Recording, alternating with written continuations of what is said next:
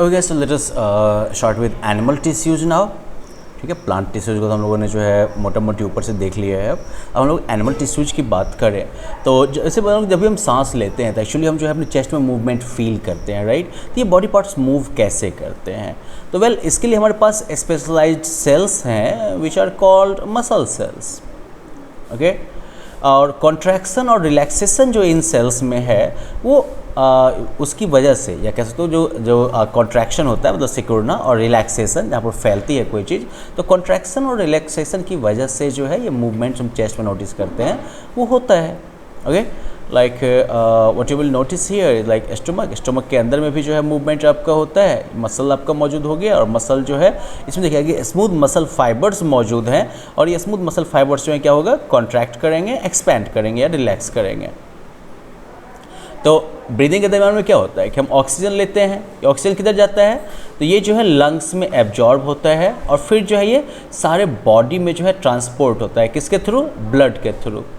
अब आगे है कि सेल्स को ऑक्सीजन की ज़रूरत क्यों है, तो जैसे हम लोगों ने सेल के बारे में पढ़ा था, सेल के बारे में हमने क्या देखा था कि माइटोकॉन्ड्रिया जो है that is the power house of the cell, right, ये हमने देखा था। लेकिन ये एक मोटा मोटी आइडिया हो गया। माइटोकॉन्ड्रिया के प्रेजेंस में या माइटोकॉन्ड्रिया में जो है एक फंक्शन होता है विच इज़ कॉल्ड रेस्पिरेशन, जहाँ पर कि कह सकते हो कि आपका जो ग्लूकोज में जो ब्रेक डाउन हुआ रहता है कार्ब, उसको उससे फर्दर जो है एनर्जी एक्सट्रैक्ट की जाती है, एटीपी के फॉर्म में उसे स्टोर किया जाता है। और ये जो रेस्पिरेशन का प्रोसेस है उसके लिए ऑक्सीजन जो है बहुत ही यूजफुल है, ज़रूरी है, क्योंकि ऑक्सीजन की मौजूदगी में जब रेस्पिरेशन होता है तो हमें ढेर सारी एनर्जी मिलती है उससे। बिना ऑक्सीजन के भी आप कर सकते हैं, लेकिन बिना ऑक्सीजन वाले में क्या होगा कि एनर्जी की मात्रा काफ़ी कम होगी, जितने में कि बॉडी जो है वो लंबे समय तक काम नहीं कर सकती है। तो यही वजह है कि सेल्स को जो है ऑक्सीजन तो चाहिए ही चाहिए उसके लिए। ओके, अब ब्लड जो है वो क्या करता है कि ब्लड जो फ्लो तो करता है, साथ साथ ये जो है डिफरेंट सब्सटेंसेस को बॉडी के एक पार्ट से लेके दूसरे पार्ट तक कैरी करता है। ठीक है, फॉर एग्जांपल ये ऑक्सीजन और फूड जो है उसको सारे सेल्स के पास ले जाता है। इसके अलावा जो है बॉडी के सारे हिस्से से ये वेस्ट को भी कलेक्ट करता है, और फिर उनको जो है वो लीवर और किडनी तक पहुँचा देता है डिस्पोजल के लिए। तो यहाँ पर ब्लड और मसल्स दोनों जो है टिश्यूज़ के एग्जाम्पल हैं हमारी बॉडी में, और जो फंक्शन उनका है, जो फंक्शन वो परफॉर्म करते हैं, उसके आधार पर जो है आप इन टिश्यूज को अलग अलग हिस्सों में बांट सकते हैं, which are like epithelial tissues, connective tissues, muscular tissues and nervous tissues. Blood जो है, ब्लड आपका कनेक्टिव टिश्यू का टाइप है, दूसरी तरफ मसल जो है वो मस्कुलर टिश्यू हो गए आपके। तो एपिथेलियल टिश्यूज के बारे में देखें तो epithelial tissues very much like the epidermis in plants. तो ये जो है एपिथेलियल टिश्यू जो है ये जो है प्रोटेक्टिव टिश्यूज है जो कि एनिमल बॉडीज़ में पाए जाते हैं। ओके, एपिथेलियम जो है वो आपके ज़्यादातर ऑर्गन्स को कवर करता है, कैविटीज को कवर करता है, और साथ साथ जो है ये डिफरेंट बॉडी सिस्टम्स को सेपरेट रखने के लिए जो है एक बैरियर का भी काम करता है।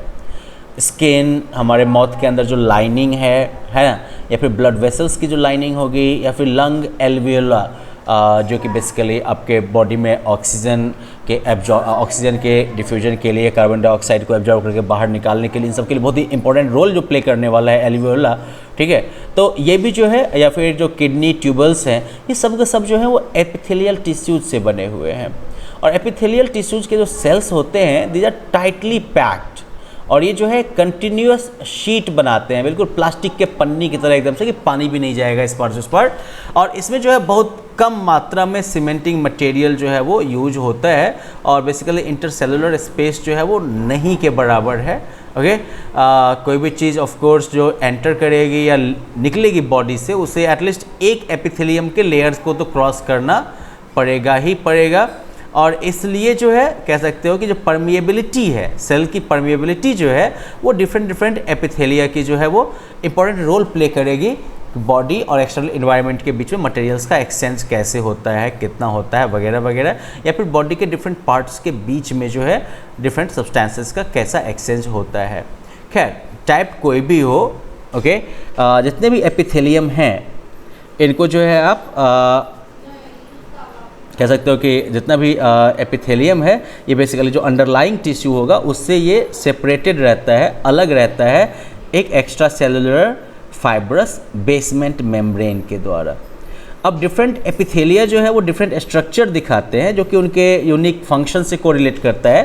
जैसे कि जो लाइनिंग ब्लड वेसल्स की लाइनिंग में जो सेल्स मौजूद होते हैं या लंग एल्वियोला में, या फिर जहाँ पर कि ट्रांसपोर्टेशन जो होता है सब्सटेंसेस का वो सेलेक्टिवली परमिएबल सरफेस के द्वारा होता है, ठीक है। तो वहाँ पर आपको जो है सिंपल फ्लैट टाइप का जो है एपिथेलियम मिलेगा। ओके, सिंपल स्क्वैमस मतलब फ्लैट टाइप का। इसे सिंपल स्क्वैमस एपिथेलियम इसलिए कहते हैं क्योंकि स्क्वैमा का मतलब होता है seal of skin. Okay, scale of skin, ये स्किन का स्केल हो गया। अब सिंपल स्क्वैमस एपिथेलियल जो सेल्स होंगे ये काफ़ी थिन और फ्लैट होंगे और ये एक डेलिकेट लाइनिंग तैयार करेंगे। अब एसोफेगस हो गया, मुंह का लाइनिंग वगैरह हो गया, ये सब भी जो है स्क्वैमस एपिथेलियम से ही जो है कवर्ड होते हैं। दूसरी तरफ स्किन जो कि हमारे बॉडी को प्रोटेक्ट करती है वो भी स्क्वैमस एपिथेलियम से ही बनी है।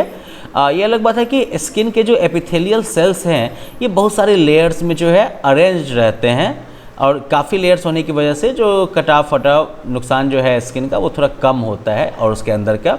और चूंकि ये जो है लेयर्स के पैटर्न में जो है अरेंज होते हैं इसलिए जो है एपिथेलियम को जो है स्ट्रेटिफाइड स्क्वैमस एपिथेलियम भी कहते हैं। अब जहाँ पर एब्जॉर्प्शन और सिक्रेशन दोनों होता है, जैसे कि इंटेस्टाइन के इनर लाइनिंग में, वहाँ पर जो है आपको टॉल एपिथेलियल सेल्स मिलेंगे। ओके, ये कॉलम वाले फॉर्म में पिलर लाइक जो एपिथेलियम फैसिलिटीज़ हैं ये जो है एपिथेलियल बैरियर के अक्रॉस जो है मूवमेंट को फैसिलिटेट करते हैं, संभव बनाते हैं। और रेस्पिरेटरी ट्रैक्ट की बात करो, सांस लेने वाला जो हमारा हो गया, तो इसमें भी जो है वही कॉलमनार एपिथेलियल टिश्यूज मिलेंगे आपको, पिलर टाइप के लंबे लंबे वाले जो है एपिथेलियल टिश्यूज मिलेंगे। लेकिन इसमें जो है सीलिया मौजूद होगा। ये जो है वो बाल की तरह जो है एकदम से प्रोजेक्शन होता है, निकला रहता है आउटर सरफेस पर, और ये सीलिया जो होता है वो क्या करता है, वो मूव कर सकता है और उनका मूवमेंट जो है वो म्यूकस को जो है आगे की तरफ जो है पुश करता है और इस प्रोसेस में को साफ भी कर देता है। इस तरह के एपिथेलियम को जो है सिलिएटेड कॉलमनार एपिथेलियम कहते हैं। फिर आपके पास जो है क्यूबॉइडल एपिथेलियम आता है जिसमें कि क्यूब शेप्ड सेल्स होते हैं और ये जो है जैसे कि किडनी ट्यूबल्स हो गया या फिर सैलिवरी ग्लैंड्स के डक्ट्स वगैरह जो हो गए, वहाँ पर जो है इस तरह के आपको जो है टिश्यूज मिलेंगे जहाँ पर कि मैकेनिकल सपोर्ट प्रोवाइड करता है। अब एपिथेलियल सेल्स जो है वो अक्सर इनमें आपको जो है एडिशनल स्पेशलाइजेशन मिल जाएगी, जैसे कि ग्लैंड सेल्स में अलग रूप दिखेगा जहाँ पर कि ये जो है एपिथेलियल सरफेस के ऊपर सब्सटेंसेस सीक्रेट कर सकता है, उत्सर्गित कर सकता है। कभी कभी जो है एपिथेलियल टिश्यू का पोर्शन जो है वो अंदर की तरफ मुड़ जाता है और फिर जो है एक मल्टी सेलुलर ग्लैंड फॉर्म होता है, इसे जो है ग्लैंडुलर एपिथेलियम कहते हैं। Then you have like connective tissue. अब ब्लड जो है वो कनेक्टिव टिश्यू का एक टाइप है और इसे कनेक्टिव क्यों कहा जाएगा, क्योंकि हमने देखा था ना ऑलरेडी कि blood is responsible for like carrying oxygen, food, minerals, everything to different parts of the body. तो चूंकि ये different parts of the body को टच करने वाला है, that is why it is the connective tissues. मतलब कह सकते हो बॉडी के अंदर का मोबाइल फ़ोन, और साथ साथ अमेजन फ्लिपकार्ट भी यही है। तो वेल इसे कनेक्टिव टिश्यू क्यों कहा जाएगा, इसी वजह से कहा जाएगा। अब अगर इसे और डिटेल में देखो तो जो कनेक्टिव टिश्यू जो होते हैं इनके सेल्स लूजली स्पेस्ड होते हैं और वो जो है एक इंटरसेलुलर मैट्रिक्स में एम्बेडेड रहते हैं, गुथे रहते हैं। और ये मैट्रिक्स जो है वो जेली लाइक फ्लूइड हो सकता है या उससे ज़्यादा घना हो सकता है, उससे ज़्यादा मजबूत हो सकता है।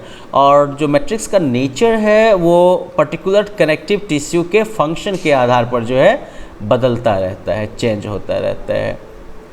अब ब्लड जो है इसके पास फ्लूइड मैट्रिक्स है, जैसे कि प्लाज्मा कहते हैं, जैसे कि रेड ब्लड कॉर्पस्कल्स जो हैं वो मौजूद है, वाइट ब्लड कॉर्पस्कल्स WBCs मौजूद हैं, साथ साथ प्लेटलेट्स मौजूद हैं। ये सब जो है इसमें टिके रहते हैं। ओके, और प्लाज्मा जो है इसमें प्रोटीन होता है, सॉल्ट्स होता है, हार्मोन्स होता है।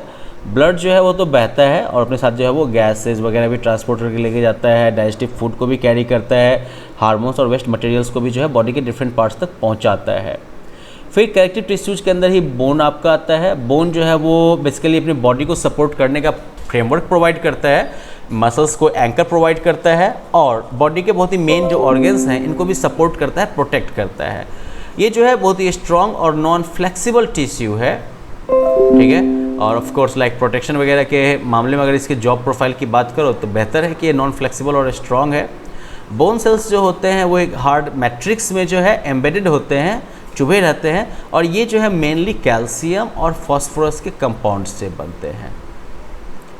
अब ऑफ कोर्स दो बोन जो हैं वो भी आपस में एक दूसरे से कनेक्टेड हो सकते हैं एक दूसरे टाइप के कनेक्टिव टिश्यू के द्वारा, जैसे कि लिगामेंट कहते हैं। ये टिश्यू जो है काफ़ी इलास्टिक होता है, इसमें काफ़ी ज़्यादा जो है स्ट्रेंथ होता है, और लिगामेंट जो है इसमें काफ़ी कम मैट्रिक्स होता है, और ये जो है बेसिकली बोन को बोन से जोड़ता है। आई मीन टेंडन्स जो होते हैं वो मसल्स को बोन से जोड़ते हैं, और वो दूसरे टाइप के कनेक्टिव टिश्यू हो गए। टेंडन जो है वो फाइब्रस टिश्यू होते हैं जिनमें काफ़ी ज़्यादा स्ट्रेंथ होती है, लेकिन इनकी फ्लेक्सिबिलिटी जो है वो लिमिटेड होती है। दूसरा जो टाइप है कनेक्टिव टिश्यू का, दैट इज कार्टिलेज। ये जो है काफ़ी स्पेस रखने वाले सेल्स होते हैं, और ये जो सॉलिड मैट्रिक्स है ये मेनली प्रोटीन्स और शुगर से बना होता है। कार्टिलेज क्या करता है, तो ये बोन जो जॉइंट एरिया है वहाँ पर बोन सरफेस को स्मूथ करता है। इसके अलावा हमारे नाक, कान, ट्रैकिया, लैरिंग्स, इन सब में भी मौजूद है। हम लोग जो है कान के कार्टिलेज को फोल्ड कर सकते हैं, लेकिन अपने आर्म्स के बोन्स को हम जो है बेंड नहीं कर सकते हैं। तो ये जो है इसी से आपको पता चलता है कि ये दोनों टिश्यूज कैसे डिफरेंट हैं। ओके, जो एरोलर कनेक्टिव टिश्यू जो है वो भी पाया जाता है स्किन में और मसल्स में। ये जो है ब्लड वेसल्स के इर्द गिर्द होते हैं, नर्व्स में होते हैं, और फिर बोन मैरो में होते हैं। ये क्या करता है कि ऑर्गन्स के अंदर जो स्पेस होता है उसको भरता है, साथ ही साथ जो है जो इंटरनल ऑर्गन्स हैं उनको सपोर्ट करता है और टिश्यूज के रिपेयर में हेल्प करता है। अब अगला कि फैट हमारे बॉडी में कहाँ स्टोर होता है, तो इसके लिए जो है एडिपोज टिश्यू होता है। फैट स्टोरिंग एडिपोज टिश्यू होता है, वो जो है स्किन के नीचे होता है और इंटरनल ऑर्गन्स के बीच में होता है, और इस टिश्यू के जो सेल्स होते हैं वो फैट ग्लोब्यूल्स से भरे रहते हैं, और जो फैट का स्टोरेज होता है वो एक तरीके से इंसुलेटर का भी काम करता है। Okay, finally we have got like muscular tissues. Okay, all of you might be flexing it right now I guess. Muscular tissue जो होते हैं इसमें लंबे लंबे सेल्स होते हैं जिन्हें कि मसल फाइबर्स भी कहते हैं, और ये टिश्यू जो है वो हमारी बॉडी के मूवमेंट के लिए रिस्पॉन्सिबल है। ओके, मसल में जो है स्पेशल प्रोटीन्स भी होते हैं जिन्हें कि कॉन्ट्रैक्टाइल प्रोटीन कहते हैं, जो कि बेसिकली कॉन्ट्रैक्शन और रिलैक्सेशन के लिए रिस्पॉन्सिबल है, जिनकी वजह से मूवमेंट होता है। ओके, और ये हम जो है अपने मसल्स को जो है इसलिए अपने कॉन्शियस विल से जो है मूव कर सकते हैं। हमारे लिम्स में मौजूद जो मसल्स हैं वो हमारी मर्जी के मुताबिक चलता है, जब रोकने के लिए बोलते हैं रोकते हैं उसको हम, और इस तरह के मसल्स जो है इन्हें हम वॉलंटरी मसल्स कहते हैं, नहीं जो हमारी मर्जी से चले। ये मसल इन्हें जो है स्केलेटल मसल भी कहते हैं, क्योंकि ये बोन के साथ अटैच्ड होते हैं और हमारे बॉडी के मूवमेंट में कंट्रीब्यूट करते हैं। माइक्रोस्कोप अगर आप अंदर देखिएगा तो इसमें आप जो है अल्टरनेट लाइट और डार्क बैंड्स या स्ट्राइएशंस देखिएगा जब इसको प्रॉपर्ली स्टेन करिएगा, तो इसी वजह से जो है इन्हें स्ट्रेटेड मसल्स भी कहते हैं। और इस टिश्यूज के जो सेल्स होते हैं वो लंबे होते हैं, सिलिंड्रिकल होते हैं, ब्रांचिंग नहीं होती इसमें, और वो जो है मल्टी न्यूक्लिएट होते हैं, मतलब इसमें बहुत सारे न्यूक्लियाई होंगे इसमें। अब फूड का जो एलिमेंट्री कैनाल में जो मूवमेंट होता है, या फिर कह सकते हो कि ब्लड वेसल्स का जो कॉन्ट्रैक्शन और रिलैक्सेशन होता है, ये फिर आपके इनवॉलंटरी मूवमेंट का एग्जांपल है। आप जो है रियली इसको स्टार्ट नहीं कर सकते या स्टॉप नहीं कर सकते हैं। मैंने सोच लिया ये स्टार्ट हो जाए तो हो गया, ऐसा नहीं होगा। ओके, स्मूथ मसल्स या जो इनवॉलंटरी मसल्स हैं वो इस तरह के मूवमेंट को जो है कंट्रोल करते हैं। वो जो है आपके आँख की पुतली में भी पाए जाते हैं, यूरेट्रस में भी पाए जाते हैं, और लंग्स का जो ब्रोंकाई होता है उसमें भी पाए जाते हैं। ये सेल जो है वो लंबे होते हैं, पॉइंटी इनका जो है एंड होता है स्पाइनल शेप का। ओके, और ये जो है कह सकते हो कि यूनी न्यूक्लिएट होते हैं, मतलब एक ही न्यूक्लियस होगा, और इन्हें जो है अनसैचुरेटेड मसल्स कहते हैं, क्योंकि ऑफ कोर्स ये जो है तार लगा के एक दूसरे के साथ जुड़ के नहीं रहते हैं। अब आप जैसे हार्ट के मसल को देखें तो यहाँ पर आपको रिदमिक कॉन्ट्रैक्शन और रिलैक्सेशन पूरे जीवन भर मिलेगा। ये जो इनवॉलंटरी मसल्स हैं इन्हें कार्डियक मसल्स कहते हैं। हार्ट मसल सेल्स जो हैं वो सिलिंड्रिकल हैं, ब्रांच्ड हैं और यूनि न्यूक्लिएट है। Now finally we are coming to nervous system और नर्वस टिश्यूज। ये जितने भी सारे सेल्स हैं मान लो वो स्टिमुलाई को रिस्पॉन्ड करने का एबिलिटी रखते हैं, लेकिन जो नर्वस टिश्यू के जो सेल्स हैं वो हाईली स्पेशलाइज्ड हैं स्टिमुलेट होने में, और फिर जो स्टिमुलस है उसको जो है जल्दी से जल्दी एक प्लेस से दूसरे प्लेस अपने बॉडी के अंदर भी ट्रांसफ़र करने में। तो हमारा ब्रेन, स्पाइनल कॉर्ड, नर्व्स, ये सब के सब जो है वो इसी नर्वस टिश्यू से जुड़े हुए हैं। और इस टिश्यू के सेल्स जो होते हैं उन्हें आप नर्व सेल्स या न्यूरॉन्स कह सकते हैं। न्यूरॉन जो है इसके अंदर आपको एक सेल बॉडी मिलेगी न्यूक्लियस के साथ और साइटोप्लाज्म के साथ। उसमें जो है लंबा बाल जैसा जो है हेयर लाइक पार्ट निकला रहता है। यूजुअली हर एक न्यूरॉन जो होता है इसका सिंगल लॉन्ग पार्ट प्रोसेस होता है, जैसे कि एक्सोन कहते हैं, और बहुत सारे शॉर्ट ब्रांच्ड पार्ट्स होते हैं जिन्हें कि डेंड्राइट्स कहते हैं। अब कोई इंडिविजुअल नर्व सेल जो है वो तो मोटामोटी 1-1 मीटर लंबा हो सकता है, और बहुत सारे जो नर्व फाइबर्स हैं वो कनेक्टिव टिश्यूज के द्वारा जो है जुड़े हुए हैं। तो सिग्नल कोई भी जो कि नर्व फाइबर से होकर गुजरता है इज कॉल्ड नर्व इम्पल्स, और नर्व इम्पल्सेज जो हैं वो हमें हमारे मसल्स को जो है मूव करना परमिट करते हैं जब भी हमारी मर्जी हो। ओके, और जो ये फंक्शनल कॉम्बिनेशन है नर्व और मसल टिश्यू का, ये ज़्यादातर एनिमल्स के लिए फंडामेंटल है। ये कॉम्बिनेशन जो है वो एनिमल्स को स्टिमुलाई के रिस्पॉन्स में तेज़ी में मूव करने में हेल्प करता है। So well, that is it for this lesson. You guys can easily like go through the question answers now. Just to have like a quick recap of the whole thing कि tissue जो है वो similar structure और function वाले sales का group है। Plant में जो है मेनली 2 टाइप हैं, meristematic and permanent. Meristematic tissue वो है जो कि डिवाइडिंग टिश्यू है, जो कि जो प्लांट के ग्रोइंग रीजन्स होते हैं वहाँ मौजूद होता है। परमानेंट टिश्यू जो है वो मेरिस्टेमेटिक टिश्यूज से जो है डिराइव किए गए हैं एक बार जब उनके डिवाइड करने की एबिलिटी जो है ख़त्म हो जाती है, और इनको जो है सिंपल और कॉम्प्लेक्स टिश्यूज में बांटा गया है। पैरेन्कीमा, कोलेन्कीमा और स्क्लेरेन्कीमा, ये 3 टाइप हो गए सिंपल टिश्यूज के। जाइलम और फ्लोएम जो है वो कॉम्प्लेक्स टिश्यूज के टाइप हो गए। एनिमल टिश्यूज जो है ये होंगे epithelial, connective, muscular and nervous tissue. फिर जो है शेप और फंक्शन के आधार पर एपिथेलियल टिश्यू जो है इसको आप स्क्वैमस, क्यूबॉइडल, कॉलमनर, सिलिएटेड और ग्रैंडुलर इन हिस्सों में बांट सकते हैं। इसके अलावा कनेक्टिव टिश्यूज जो हमारे बॉडी के अंदर मौजूद हैं उनके डिफरेंट टाइप्स हैं, areolar tissue, adipose tissue, bone, tendon, ligament, cartilage and blood. Striated, unstriated and cardiac, ये 3 टाइप के मसल टिश्यूज हैं। नर्वस टिश्यू जो है वो न्यूरॉन से बना हुआ है जो कि रिसीव करता है मैसेजेस और साथ साथ इम्पल्सेज भी कंडक्ट करता है।